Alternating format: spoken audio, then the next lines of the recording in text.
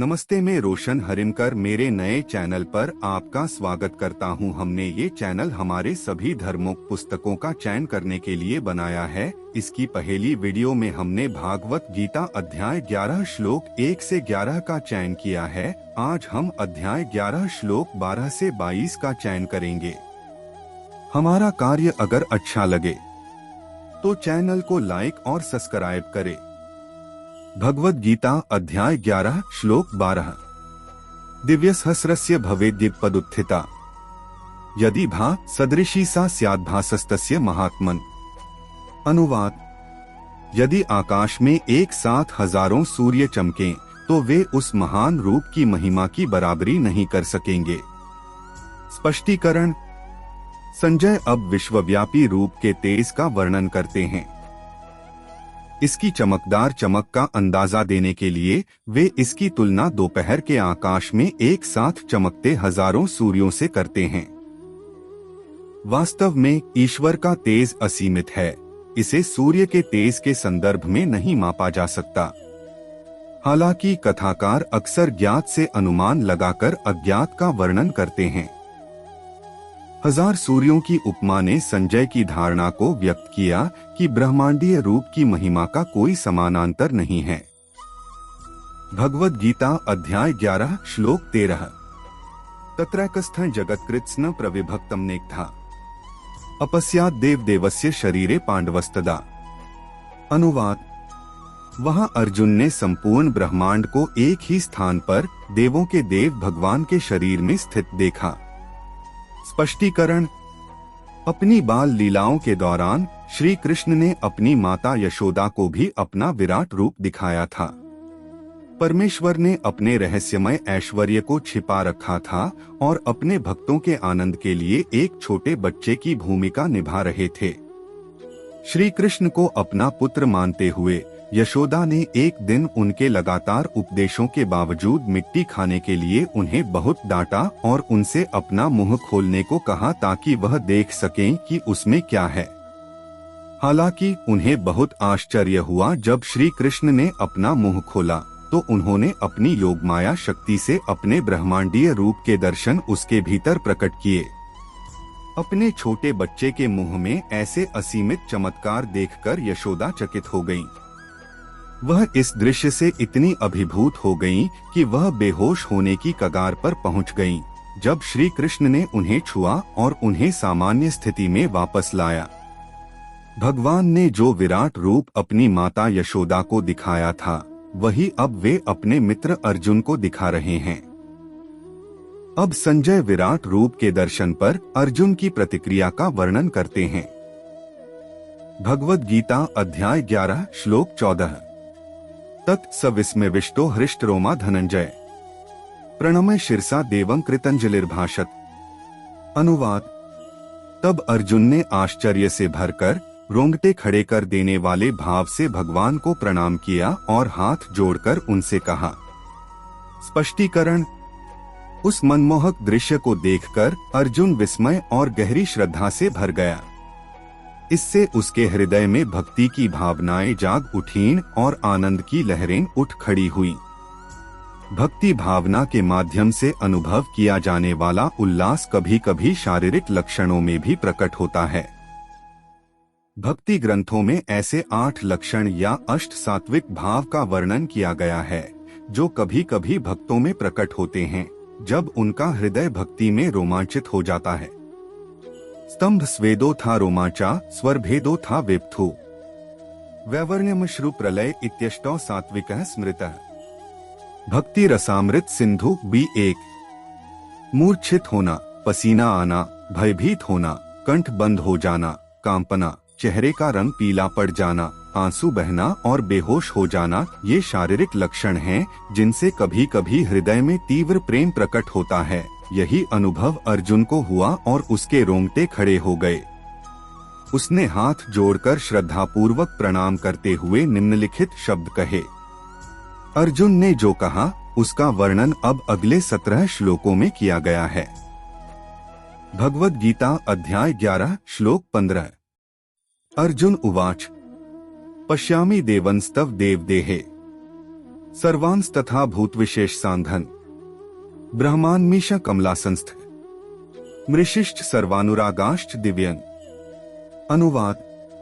अर्जुन ने कहा, हे श्री कृष्ण, मैं आपके शरीर के भीतर सभी देवताओं और विभिन्न प्राणियों के समूहों को देखता हूँ।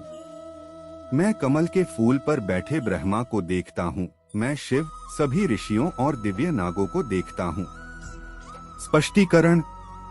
अर्जुन ने कहा कि वह तीनों लोकों से आए असंख्य प्राणियों को देख रहा था, जिनमें स्वर्ग के देवता भी शामिल थे। कमलासनास्थम शब्द भगवान ब्रह्मा को संदर्भित करता है, जो ब्रह्मांड के कमल चक्र पर विराजमान हैं। भगवान शिव, विश्वामित्र जैसे ऋषि और वासुकी जैसे नाग सभी ब्रह्मांडीय रूप में दिखाई दे रहे थे। भगवद गीता अध्याय 11 श्लोक 16। अनेक बाहुदर वक्त्र नेत्र पश्यामि त्वा सर्वतोऽनन्तरूपम् नान्त न मध्य न पुनस्तवादी पश्यामि विश्वेश्वर विश्वरूप। अनुवाद।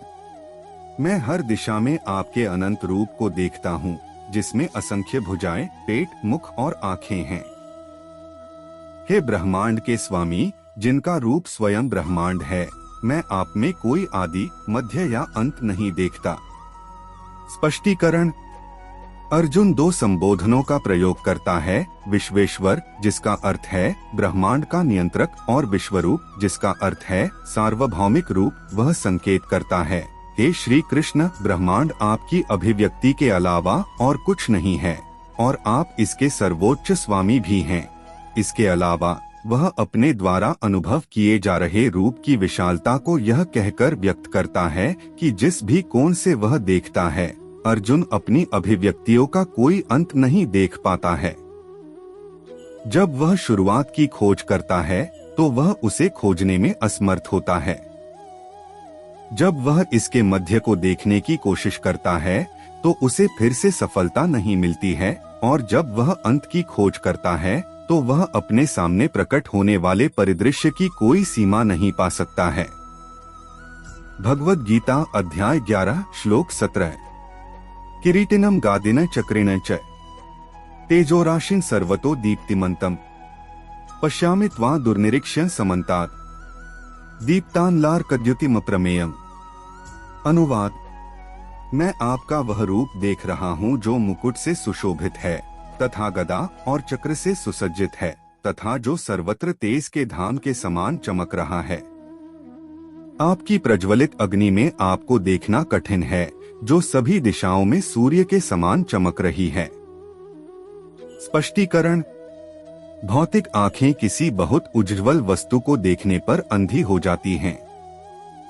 अर्जुन के सामने जो ब्रह्मांडीय रूप था, उसकी चमक हजारों प्रज्वलित सूर्यों से भी अधिक थी। जिस प्रकार सूर्य आंखों को चकाचौंध कर देता है, उसी प्रकार यह ब्रह्मांडीय रूप आंखों के लिए अत्यंत आश्चर्यजनक था। वह इसे केवल इसलिए देख पाया क्योंकि उसे भगवान से दिव्य नेत्र प्राप्त हुए थे। भगवान के इस विश्वरूप के भीतर अर्जुन ने 4 भुजाओं वाले विष्णु रूप को भी देखा, जिसमें 4 प्रसिद्ध प्रतीक थे, गदा, शंख, चक्र और कमल। भगवद गीता अध्याय 11 श्लोक 18। त्वमाक्षरं परम वेदितव्य त्वमस्य विश्वस्य परं निधन त्वमव्ययः शाश्वत धर्मगोप्त सनातनस्त्वं पुरुषो मतो में। अनुवाद। मैं आपको परम अविनाशी सत्ता, शास्त्रों द्वारा ज्ञात परम सत्य मानता हूँ। आप समस्त सृष्टि के आधार हैं, आप सनातन धर्म के शाश्वत रक्षक हैं तथा आप शाश्वत परम दिव्य पुरुष हैं। स्पष्टीकरण। अर्जुन ने घोषणा की कि वह श्री कृष्ण की सर्वोच्च स्थिति को स्वीकार करता है, क्योंकि वे ही समस्त सृष्टि के आधार हैं तथा जिन्हें सभी शास्त्रों के माध्यम से जाना जा सकता है। कठोपनिषद में कहा गया है, सर्वे वेद यत पद्मामन्ति 1 फरवरी 2015 वीदो। सभी वैदिक मंत्रों का उद्देश्य हमें ईश्वर की ओर ले जाना है। वे वेदों के अध्ययन का विषय हैं। श्रीमद् भागवतम में कहा गया है, वासुदेव परा वेद वासुदेव परा मखः 1 फरवरी 1928 वी 3। वैदिक ज्ञान के विकास का लक्ष्य भगवान तक पहुंचना है। सभी यज्ञ भी उन्हें प्रसन्न करने के लिए ही हैं। श्री कृष्ण को श्रद्धांजलि देते हुए अर्जुन ने अपनी अनुभूति व्यक्त की कि उनके सामने खड़ा भगवान का साकार रूप वही सर्वोच्च परम सत्य है जो समस्त वैदिक ज्ञान का विषय है। भगवद गीता अध्याय 11 श्लोक 19। अनादिमध्यांतमन्तवीर्य मनंत बाहु शशि सूर्य नेत्रम पश्यामि त्वा दीप्तहुताश्वक्त्रं स्वंतेजसा विश्वमिदं तपन्तम्। अनुवाद। आप आदि मध्य या अंत से रहित हैं। आपकी शक्ति की कोई सीमा नहीं है। आपकी भुजाएं अनंत हैं। सूर्य और चंद्रमा आपकी आंखों के समान हैं तथा अग्नि आपके मुख के समान है। मैं आपको अपनी प्रभा से संपूर्ण सृष्टि को गर्म करते हुए देखता हूँ। स्पष्टीकरण। 16वें श्लोक में अर्जुन ने कहा था कि भगवान का स्वरूप आदि मध्य और अंत से रहित है। वह जो देख रहा है उससे उत्साहित होकर 3 श्लोकों के बाद ही इसे दोहराता है। अगर कोई कथन विस्मय में बार बार कहा जाए तो उसे आश्चर्य की अभिव्यक्ति माना जाता है, साहित्यिक दोष नहीं माना जाता।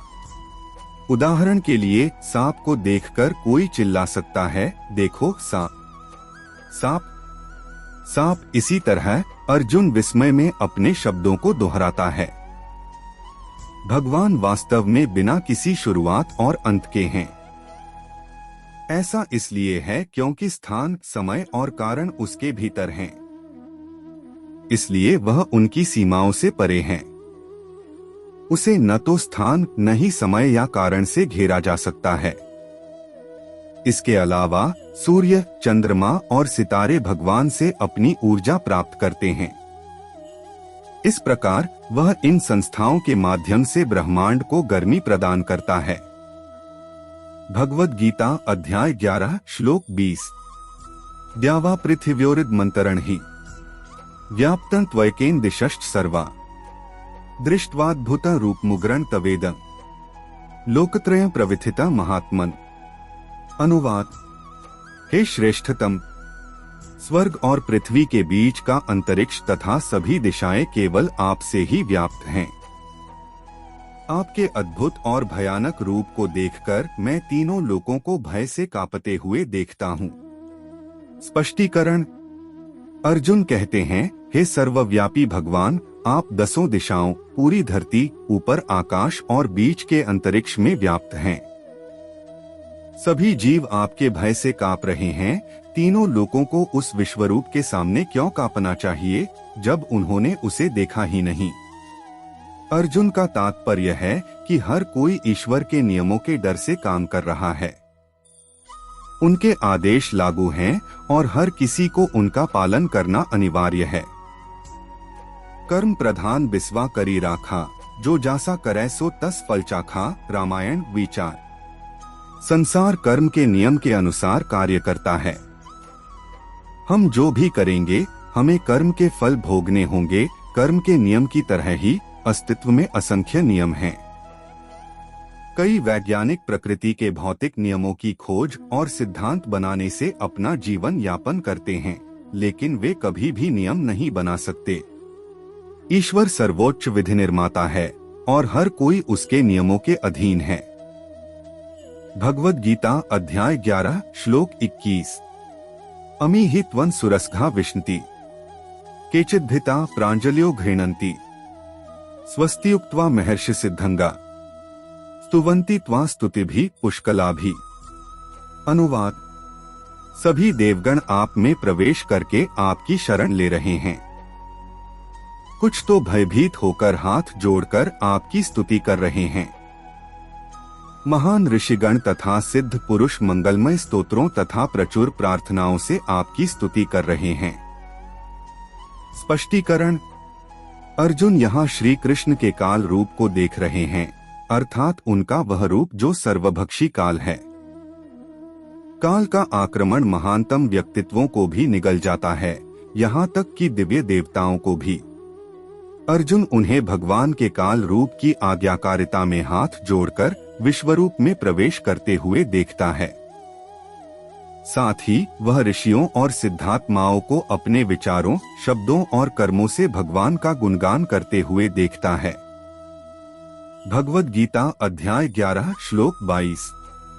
रुद्रादित्य वसवो ये च साध्य विश्वेश्विनो मरुतश्चोषंपाश्च गंधर्वैक्षासुर सिद्ध संघ वीक्षन्ते त्वां विस्मिताश्चैव।